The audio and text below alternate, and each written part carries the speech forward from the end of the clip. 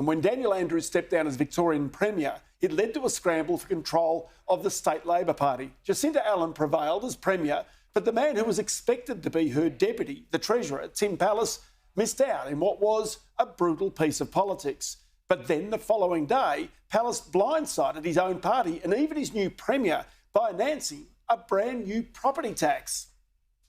There are effectively changes that relate to the vacant residential land tax, extending it to the state, and as opposed to the inner 16 LGAs in Melbourne. And then the second thing was applying it to vacant residential zoned land in metropolitan Melbourne. So what it all means is that holiday homes will be taxed at 1% of their improved capital value unless a person can prove they lived in a property for 4 weeks of the year or rented it out for 6 months. Now, this follows a levy on second homeowners in the budget that was earlier this year, and also a tax on Airbnb users as well.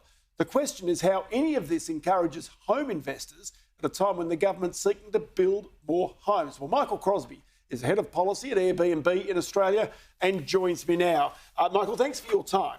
First off, have you been surprised by the taxes that the Victorian government especially has been putting on the property sector and on owners of Airbnb properties? Well, we have been monitoring this situation very closely, as you would imagine, and our feedback on the 7.5% levy particularly has been that the government has missed the mark on two particular fronts. Airbnb has always supported the idea of a sustainable visitor levy, but we've always said that that needs to be at a fairly low, broad rate, at about 5% or less, and that is in line with what we see in other parts of the world when it comes to visitor taxes. On top of that, we think the fact that this is just a short-term rental levy is a mistake. It should be a broader base to actually make it fair, not to pick winners with the type of accommodation that consumers are choosing. So ultimately, we think that the government has missed the mark because it has levied it just on the short-stay sector and not gone broader on that and actually made it a lower rate, which actually would raise more money. OK, so what you're saying is it should have gone across the whole rental accommodation sort of industry in Victoria. All of the accommodation sector, so hotels, motels, it shouldn't have actually picked a favourite with regards to accommodation choice by consumers. OK, what about long-term renters? Should have there been some sort of a levy on somebody who rents with a 2-year lease, for example? Well, I don't think that would be appropriate, but what we have seen is that the levy's been applied to short-term rental properties based, I should say, on the guest. The guest will be paying the levy of 7.5%. Now, the reason we're concerned about that is, firstly, it's out of line with the sort of levies that we see in other parts of the world. They're typically about 5% or less. On top of that, we're concerned that this may actually impact those consumers who choose to stay in short-term rental properties, your families who want to actually be staying in parts of the state whilst they're actually being able to find short-term rentals that have kitchen or laundry facilities. So we're concerned as well about the fact that that will impact the regions more disproportionately, because we know in some of the regions that short-term rentals are the only types of accommodation that are available. But you and I both know that hotels are a very big lobby. And the second thing you also know is that they would claim that they already have bed taxes and other types of taxes that they pay. And this might be just evening up the field a little.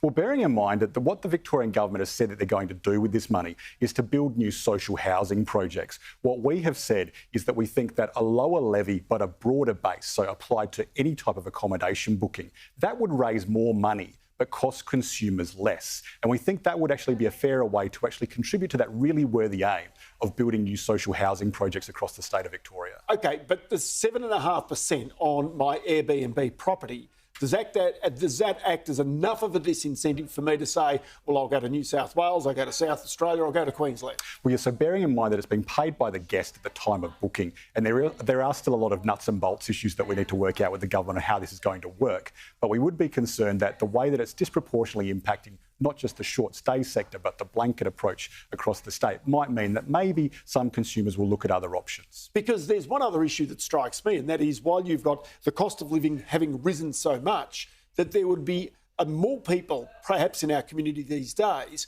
wanting to put properties out for the short-let market with Airbnb to simply earn some income off a property that they otherwise might have left vacant. It's such a great point, Ross, and it's something that's often forgotten about. Not every single property that is on Airbnb is otherwise available as a long-term rental property. We are talking about people who have holiday homes, people who are putting their own property up for a short-term rental whilst they go overseas and want to earn a little bit of extra income on what is otherwise a vacant asset. These are not properties that are going to be returned to the long-term rental market because they were never there to begin with. OK, then you pick up that other point about if you're not renting it for 6 months of the year, you'll pay this new 1% on the total improved value of that property. So let's say it's $1 million. Well, there's 10 grand a year that comes out. So there's kind of an incentive there that if you have a property, you try and get it into the Airbnb rental market for 6 months to overcome the $10,000 tax you otherwise might get hit with. When former Premier Andrews announced the new system, and including the 7.5% levy, one thing he did make clear is he was trying to get towards a single statewide framework regarding levies and taxes for the short stay sector in that state. Now, obviously, this other announcement, we need a bit more information about how these two are going to interact together because, to be honest, we need to understand what is the easiest way for our host to comply with this and for us to comply with the government's direction with regards to the levy. OK, so there's big increases in payroll tax in Victoria. That might drive some people to try and earn income off their properties because they've got to pay the payroll tax. There are these other new taxes, including the empty house tax, which is sitting out there as well. But what I'm just wondering is how this goes about giving incentive to property owners to build more houses in Victoria, which is the ultimate stated aim of the federal government long term. You'd like that because that would mean there'd be more properties in your pool of potential rental properties. Well, we want to see the overall supply of housing increase because, I mean, that is just going to be better for everybody who needs to find a home. And from our perspective, we just want to make sure that there is that sustainable level of new housing.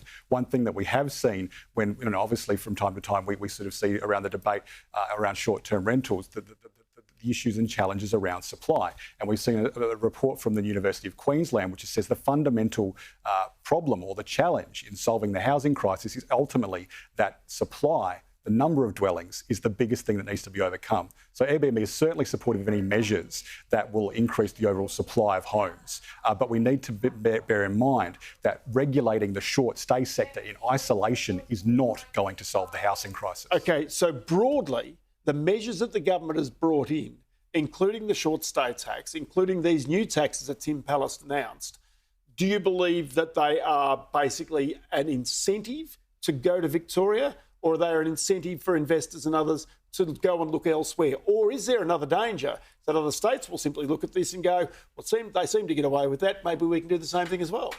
Well, we think that there's still going to be people who want to be travelling around Victoria, and people do use Airbnb because it aligns with the way that they like to travel. It gives them opportunities, different types of price points, different types of affordable options. It gives them an opportunity to find places that have extra bedrooms or that have kitchen or laundry facilities. It aligns with the way the Victorians and indeed all Australians like to travel. There is a lot at stake here as well because we have recently done some modelling with Oxford Economics, and that they have actually found that guests who stay in Airbnb in Victoria in the last 12 months have spent $3.7 billion as a contribution to the state's GDP, and that in turn has supported about 26,000 jobs around the state, not just directly but also indirect roles. So people going out and about, going through shops and retail precincts, hospitality, and actually supporting local workers on the ground. We want that contribution to continue. So we want to make sure that there isn't any disincentive to make sure people have the opportunity to stay in short-term rentals around the state. Michael Crosby from Airbnb, good to have you on the program today. Many thanks for your time.